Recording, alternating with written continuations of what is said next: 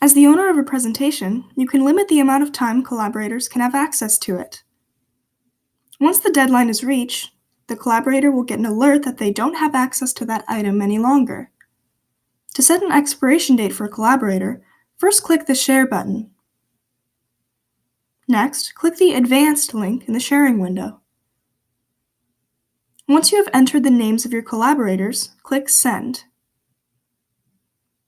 Click the Set Expiration icon that appears when you hover over a collaborator.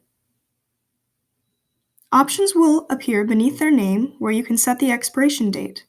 Click the drop-down menu next to Access Expires to show your date options. When you choose Custom Date, a calendar will open where you can choose a specific date.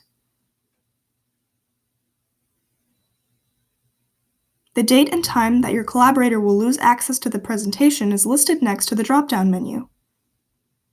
Click the Cancel Expiration link to remove the expiration date for a collaborator.